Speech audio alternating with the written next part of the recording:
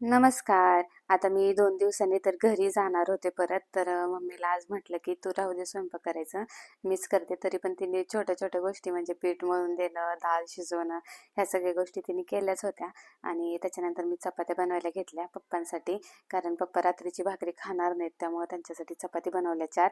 आणि त्याच्यानंतर मम्मी मला म्हणत होती, की "मी व्हिडिओमध्ये बघते, तू भाकरी खूप छान बनवायला लागली आहे, मस्त फुगवते भाकरी आता. तर माझ्यासाठी पण 2 भाकरी बनवून दे." मग मी तिच्यासाठीच 2 भाकरी टाकल्या, मस्त मोठ्या-मोठ्या टाकल्या. आणि मी भाकरी बनवायला माझ्या मम्मीकडूनच शिकले, हे मी तुम्हाला आधी पण सांगितलं होतं. पण तिला आता माझ्या हातची भाकरी आवडायला लागली आहे.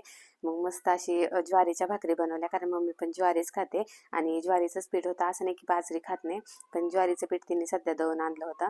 मस्त 2 भाकरी टाकल्या तिच्यासाठी आणि भाजी वगैरे हे सगळं आवरून घेतलं.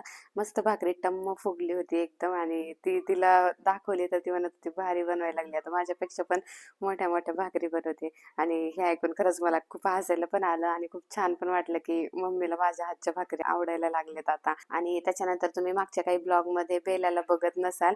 मला वाटत नाही, की बेला आता माझ्यासोबत येईल, कारण ती इथं एवढी रुळी आहे ना, इथं एवढी मस्ती करत राहते आणि मम्मीकडे जाते. माझ्याकडे तर खूप कमी येते.